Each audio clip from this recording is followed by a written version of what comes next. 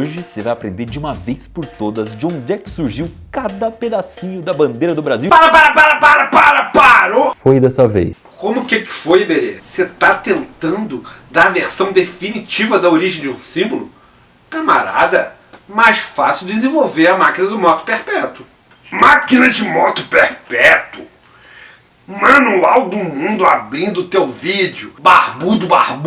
Não tô entendendo é nada. Segue a gente que eu te explico.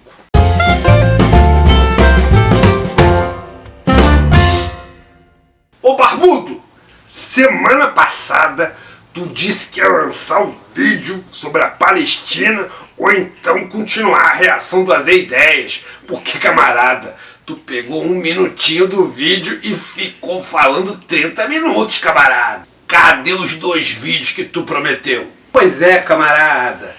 Mas é que hoje é dia 19 de novembro. E hoje é uma data importante por 2 razões. A primeira, no calendário oficial, é o Dia da Bandeira.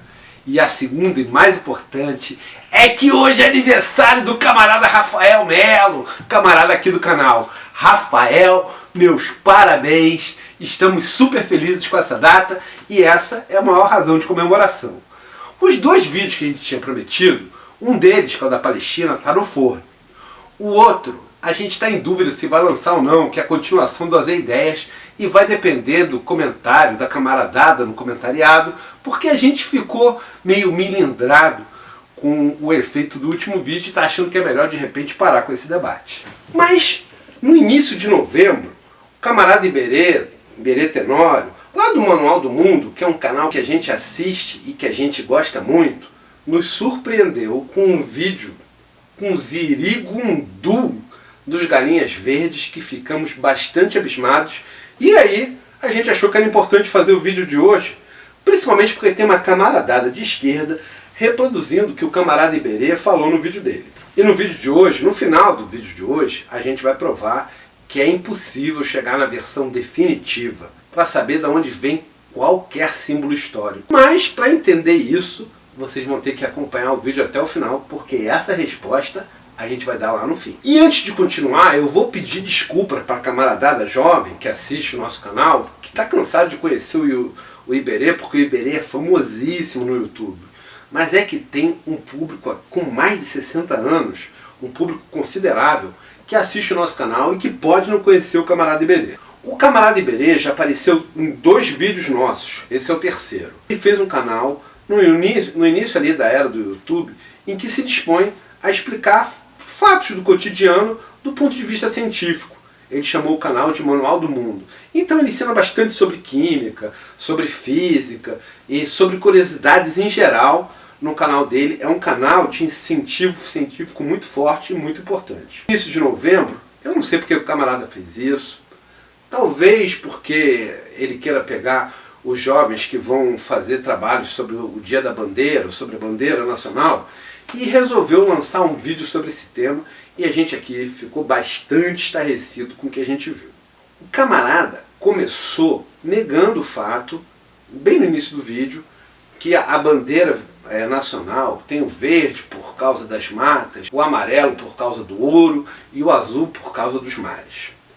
E deu uma versão totalmente diferente para a gente olhar o símbolo da bandeira. O camarada Iberê não falou nada de errado no vídeo dele, mas há um problema grave que a gente abordou no vídeo que a gente falou do Ian na semana passada, que é o fato da alienação do conhecimento. Tem um camarada, inclusive, lá da Frederich, da Escola Municipal Frederich, que andou reclamando que o nosso canal tem sido muito complexo e difícil de acompanhar, que é o camarada Léo.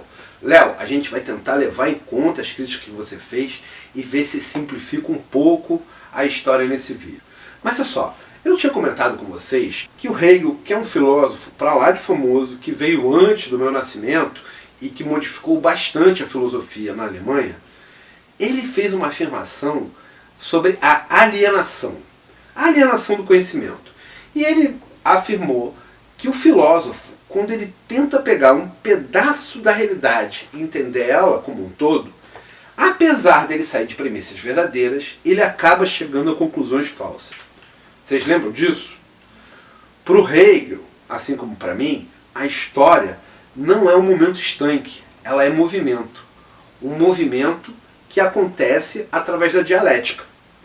Então você sempre tem uma posição, uma antítese a essa posição, e para a gente compreender o que está acontecendo ali e entender o movimento, a gente tem que se afastar um pouco para ver a totalidade. Como é que as duas coisas que estão com uma tese e uma antitese se relacionam e assim entender o movimento daquela conjuntura histórica. O Iberê caiu no ziringundum dos Galinhas Verdes. Caiu no ziringundum dos filósofos que tomam um pedaço da história como um todo e ao se aproximar bastante da história, embora só fale verdades, ele acaba tirando conclusões falsas. Então, quando o Iberê fala da bandeira do Brasil, ele vai dizer que o significado da bandeira são as cores das famílias reais, que era o significado da bandeira lá do Império. O Iberê tem razão em falar sobre o significado das cores na bandeira do Império, mas ele se arrisca bastante quando resolve dizer que a bandeira nacional da República tem o mesmo significado da bandeira do Império. Como a gente está cansado de saber, a República Brasileira foi proclamada no dia 15 de novembro de 1889 pelo Marechal Deodoro da Fonseca. Aliás, a última quarta-feira foi dia 15 de novembro e graças a isso, apesar do calor exorbitante que estava tendo no país, as pessoas não foram trabalhar, puderam ficar em casa curtindo o feriado do Dia da República. Assim que a República foi proclamada, no dia 15 de novembro, extraordinariamente, muito rapidamente, todos aceitaram a nova ordem mundial e o imperador, com muita calma e tranquilidade, seguiu para o exílio, praticamente sem derramamento de sangue. A história da República acaba que vai ser um pouco mais sangrenta depois. Mas no dia exato da proclamação, parecia quase que todas as forças ali relacionadas estavam de acordo que ia se sair do Império e virar uma república. E Dom Pedro II, junto com toda a sua família, entraram cordialmente no navio e seguiram para a Europa, para o seu exílio, enquanto o país formava uma nova ordem nacional. Essa falta de resistência foi algo tão surpreendente que sequer o país tinha uma bandeira para poder hastear no caso da vitória da República. Foi rápido demais, não teve resistência, não teve luta, então não deu tempo nem mesmo de se fazer a bandeira. Então, um dos camaradas republicanos, que também tinha sido uma grande voz do movimento abolicionista, Rui Barbosa, apresentou rapidamente a ideia da bandeira brasileira. E tal qual o Iberê falou lá no vídeo dele, a nossa bandeira era bastante parecida com a bandeira americana, a bandeira dos Estados Unidos. O Iberê relacionou isso ao fato dos Estados Unidos ser uma potência emergente, que estava subindo, crescendo, e portanto a gente queria copiar eles. Em parte é verdade, mas não é toda verdade. Claro que os Estados Unidos já era uma potência industrial em crescimento. Ainda não era uma das maiores potências do mundo, isso vai acontecer depois das guerras mundiais, mas ele já era um império em ascensão, se a gente fosse utilizar os termos, por exemplo, do Mao Zedong. Entanto, não é exatamente essa a razão que leva Rui Barbosa a se inspirar na bandeira americana. A bandeira americana, a bandeira dos Estados Unidos, e aliás, vale a pena a gente lembrar que não só a bandeira era muito parecida com os Estados Unidos, mas o nome do nosso país ficou praticamente igual ao nome do país americano. Porque aqui no Brasil nós viramos Estados Unidos do Brasil. Não estávamos inspirados lá no que aconteceu nos Estados Unidos só pelo fato do país ser um país em ascensão, mas porque os Estados Unidos têm uma conjuntura histórica importante.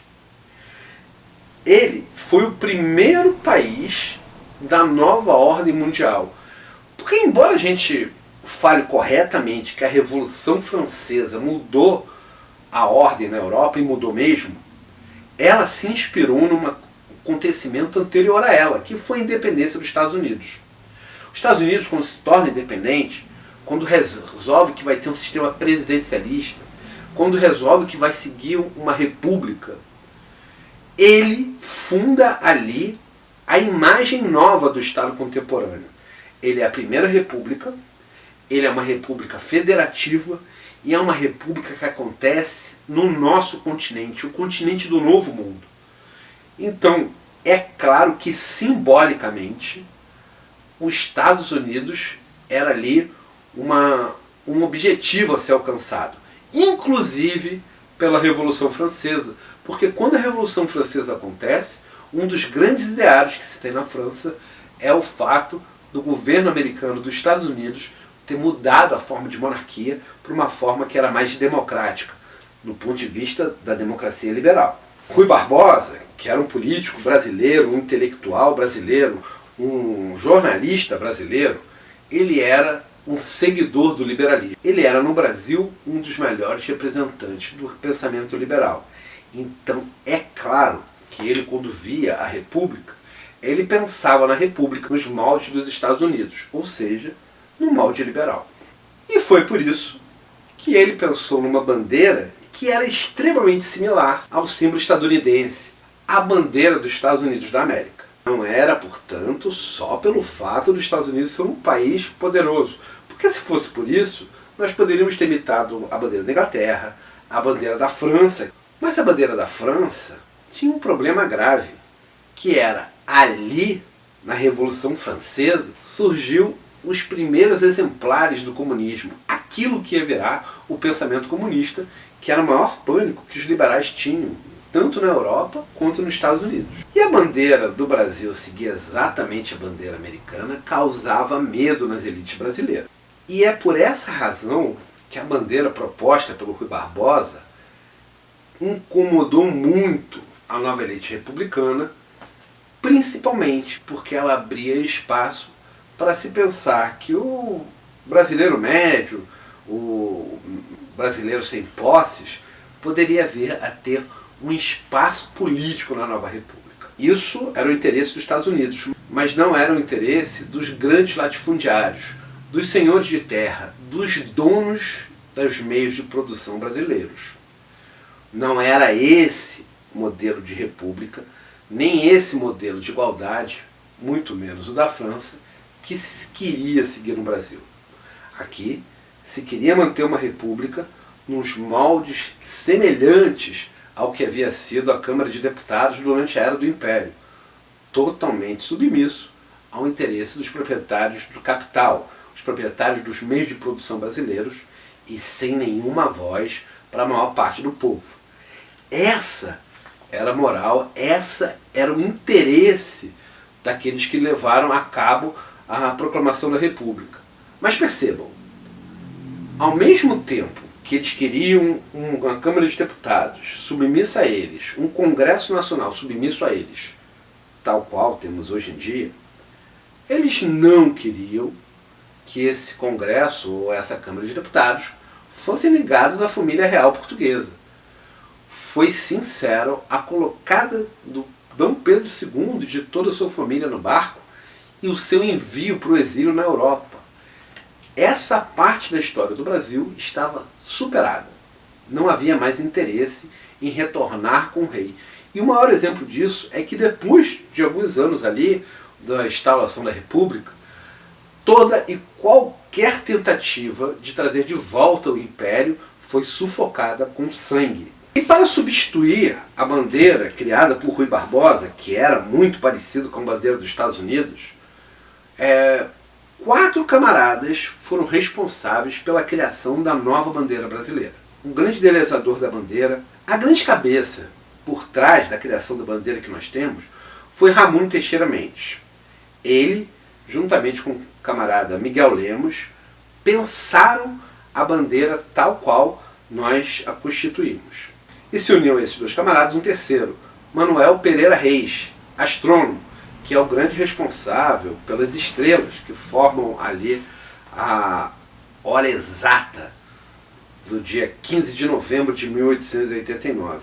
E, para executar esse trabalho, para dar conta de transformar essa ideia em algo objetivo, foi necessário que o pintor Décio Vilares. E antes da gente falar do positivismo e da importância do positivismo na criação da bandeira, vocês já sabem, né? Sigam a gente nas nossas redes.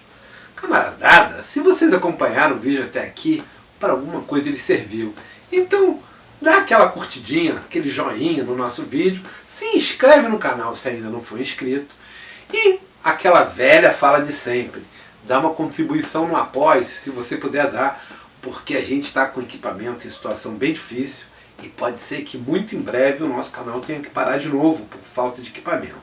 Então, é a galera do Apoia-se que está conseguindo manter os vídeos funcionando regularmente toda semana, todo domingo ao meio-dia. Camaradas, para a gente entender a questão positivista, eu vou antes cantar uma palhinha para vocês com dois livros que são bastante importantes, um meu e outro de um camarada marxista, Hobsbawm, Eric Hobsbawm. Se vocês estão lembrados do vídeo que a gente falou, dando aquela resposta a Rita von Huth, vocês vão se lembrar que o comunismo, o marxismo, se separou em duas vertentes ali na época da Revolução Russa de 1917. Uma delas, que a direita chama de marxismo cultural e que os marxistas-leninistas chamam de eurocomunismo, teve um nome importante, um nome que foi bastante influente, chamado Eric Hobsbawm, e ele tem uma obra que vai ajudar bastante a gente a entender a questão da bandeira do Brasil, que se chama As Invenções das Tradições. Hobsbawm lança ali uma tese porreta, na qual ele pensa que todas as tradições modernas, todas as tradições dos estados capitalistas foram inventadas, criadas, e que elas têm uma função dialética na nossa realidade. Para Hobsbawm, quando analisa todos os reinados, as famílias reais, as invenções do coração ali, do capitalismo, que é a Inglaterra, ele percebe que a maior parte das tradições, que parecem ser muito antigas, foram inventadas muito recentemente.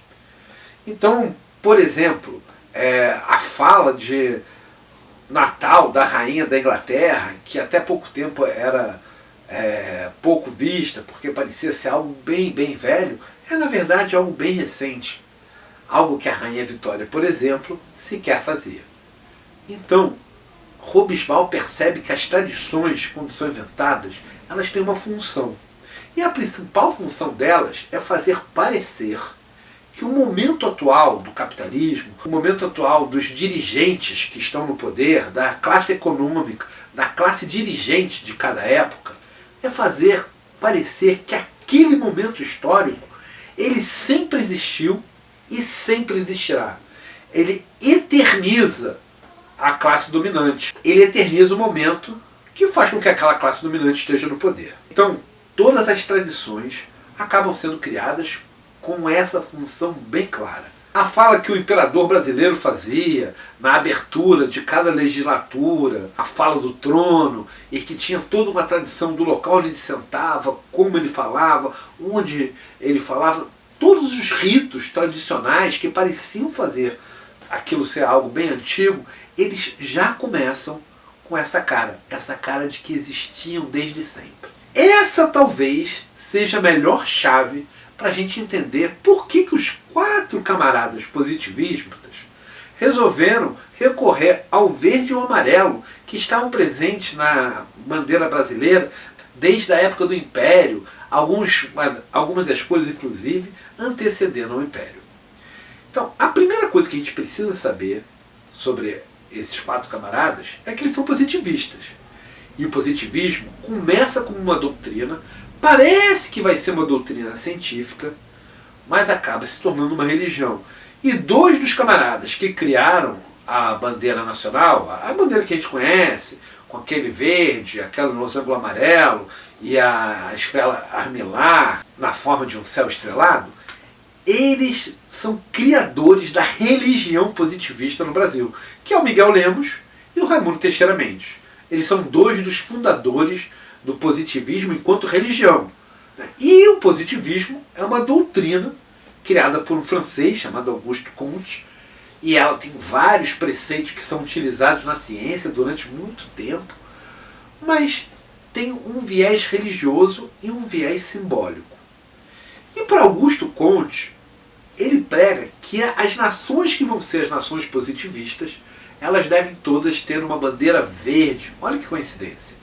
O verde, que o Iberê sugere ser da família real e que foi da família real na era do Império, para Augusto Comte, que é um francês, aliás, nem tem verde na bandeira da França, mas ele, como criador da doutrina positivista, vai pensar que as bandeiras dos estados positivistas, que vão surgir depois, que ele vai tentar arregimentar, devem ser bandeiras verdes, que têm em seu centro as características de cada país. Mas isso seria uma forma de mostrar a força que o positivismo tem no mundo. Quanto mais bandeiras fossem se convertendo ao fundo verde, maior seria a força do positivismo. Então, uma outra chave de leitura para a gente entender o verde da bandeira, proposto por Raimundo Teixeira Mendes, é a ideia de que aquele verde, a ideia de que um fundo verde predominante, era um dos preceitos postulados por Augusto Comte, que é o criador do positivismo, doutrina que os 4 criadores da bandeira do Brasil têm. A segunda ideia, que é a que está presente na obra de Hobsbawm, quando ele pensa na invenção das tradições, a gente pode também imaginar que os preceitos que criavam as tradições foram utilizados por Raimundo Teixeira Mendes. Porque uma vez ele sendo positivista, uma vez ele dominando as ferramentas do positivismo, é bem provável que ele também soubesse a função da invenção das tradições. E ele tem escolhido uma bandeira que tinha um diálogo imediato com a bandeira que vinha desde a época do Império, tornava a República, olha só, dava à República a ideia de que ela era tradicional, que ela era antiga, que ela vinha desde sempre. E para manter a ideia de que ela se perduraria para sempre, que jamais haveria outra forma de governo depois dela, que ela era o ápice, que era aquilo que o Reagan chamava de o momento ápice da ideia, quando a história acaba, quando a ciência chegou no seu momento máximo, os países chegaram no seu desenvolvimento máximo, o sistema econômico está em sua plenitude, as elites dominantes são as melhores elites que existem no mundo. Para dar essa ideia, olha que sacada. Raimundo Teixeira Mendes resolve colocar na esfera armilar, que é substituída no centro da bandeira, a noite estrelada do dia 15 de outubro de 1889. Exatamente às 8h30 da manhã. A posição das estrelas que estão lá na bandeira marcam a hora exata. E aí a gente precisa saber de mais uma coisa. Na época do Império e no surgimento do capitalismo, os ferramentais de cálculo de tempo eram muito rudimentares. E para se ter uma noção exata na hora, a forma como a ciência desenvolveu o método do horário foi pelos astros. Então era trabalho do astrônomo calcular diariamente a hora. E no Porto do Rio de Janeiro, havia o Observatório do Valor, que ainda não tinha este nome, se chamava ainda Escola Politécnica, que tinha como função soltar um balão vermelho toda manhã, às 6 horas da manhã, permitindo assim que todos os cidadãos da capital pudessem acertar seus relógios no horário correto. Quando o Raimundo Teixeira Mendes chama um astrônomo para participar da criação da bandeira, porque ele quer marcar um horário exato do dia 15 de outubro de 1889 na bandeira do Brasil, ele tentava 2 coisas com isso. A primeira, dar as cores que já vinham desde a época do Império e desde as épocas imemoriais, dando a sensação de que a República existia desde sempre.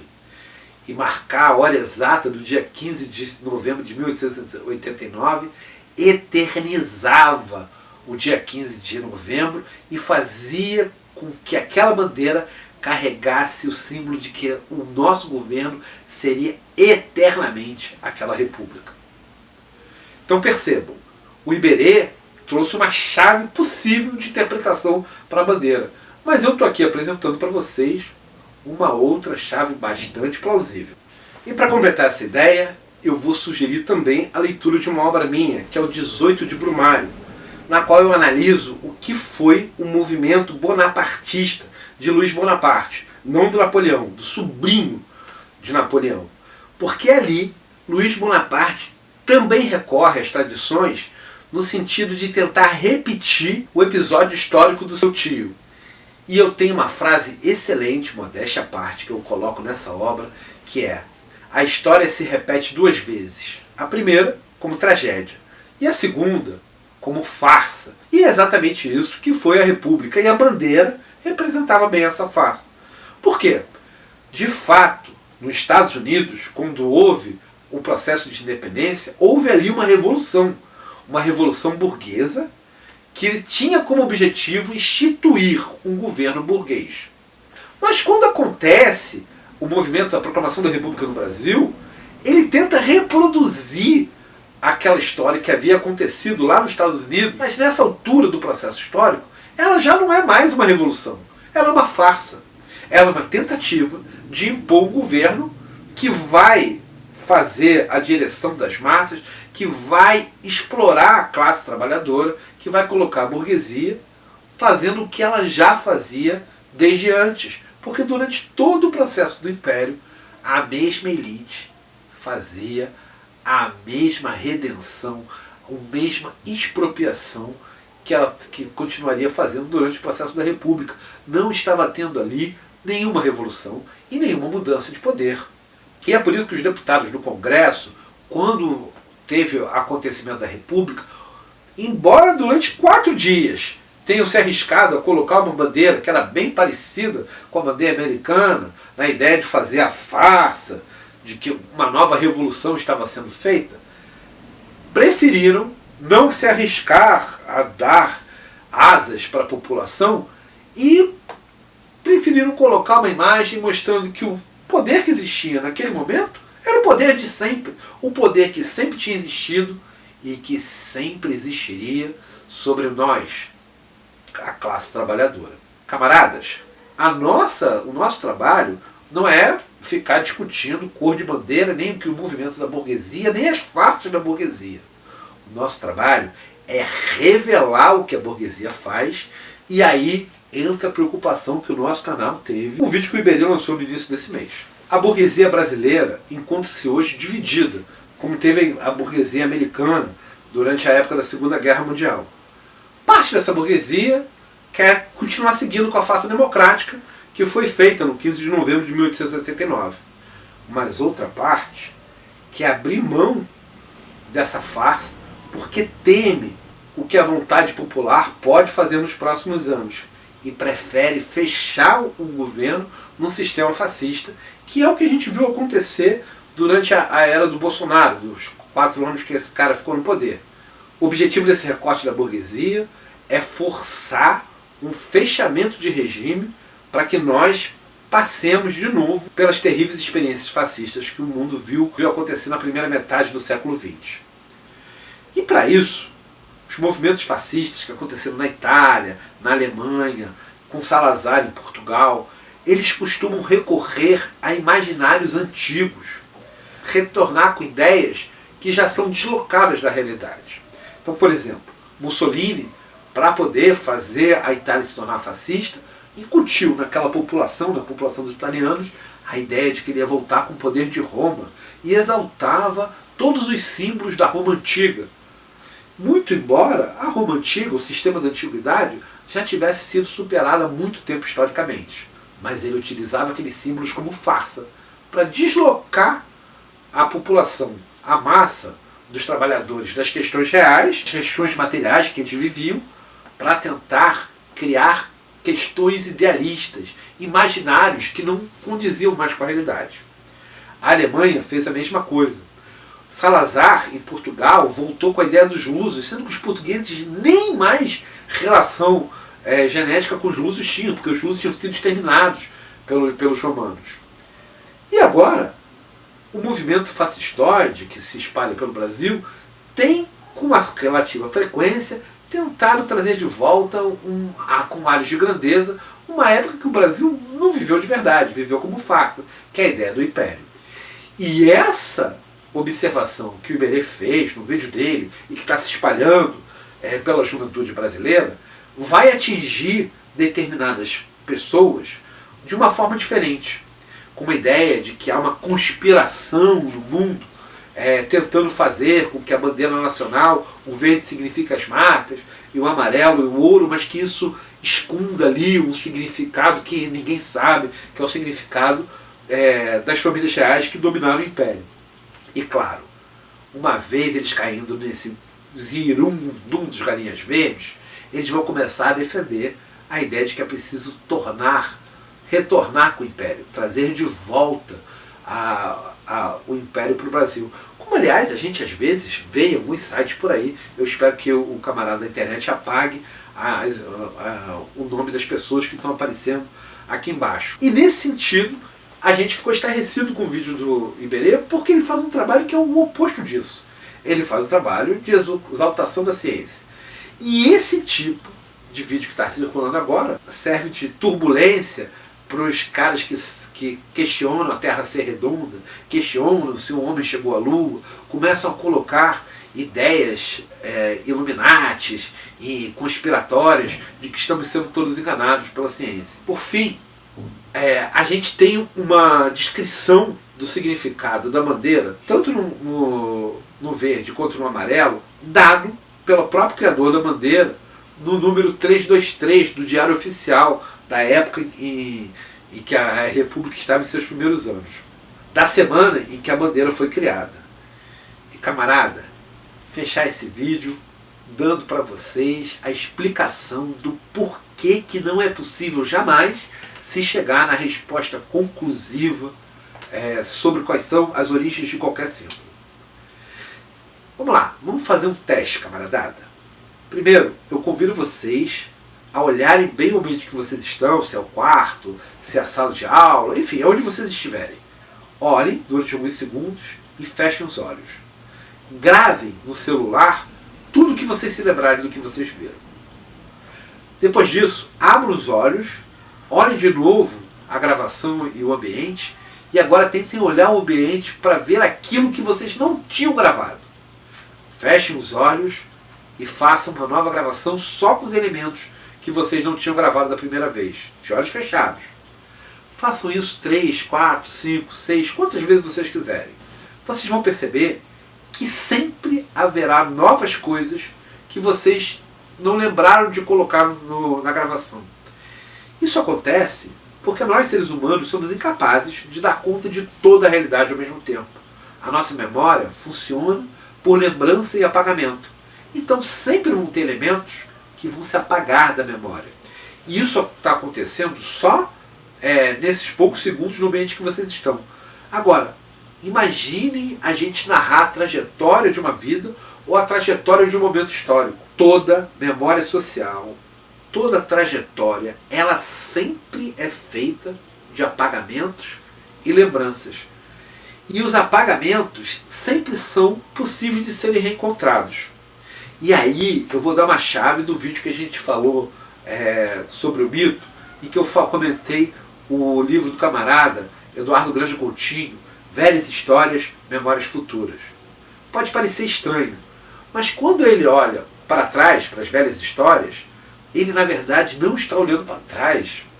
Todos nós, do ponto de vista marxista ou do marxiano, quando analisamos a história, a gente sempre está pensando na tese 11, na transformação do mundo, em como nós vamos agir agora e o que queremos para o mundo no futuro. Então, essa análise que é feita da história, ela sempre é feita não visando olhar para trás, mas olhar para frente, o que a gente vai se construir daqui para frente. E nos parece bastante perigoso tentar ressignificar de forma totalitária, como se fosse a versão definitiva, a bandeira do Brasil, como se fosse um significado da época do Império. Porque, claro, a gente não está falando sobre como o que a gente está construindo para trás, mas o que a gente vai querer construir para frente. E trazer de volta a monarquia absolutista ou qualquer modelo autoritário, como foi o Terceiro Reich na Alemanha, ou como foi o Duce na Itália, é algo que tem que estar fora da nossa perspectiva de futuro. Então, quando a esquerda faz uma análise da história das cores da bandeira, mostrando que a bandeira manteve as cores da época do Império, é sempre num tom crítico. Um tom de mostrar que, na verdade, aquele movimento político não foi revolucionário. E ela faz isso não para garantir a ideia de nação, mas para criticar que a Revolução Brasileira precisa ser uma revolução socialista, uma revolução que nos liberte, de uma vez por todas, do jugo da burguesia. E essa revolução a gente vai construir lá na frente. Ela ainda não aconteceu, mas precisa acontecer o quanto antes. Camaradas, até a vitória! Sempre!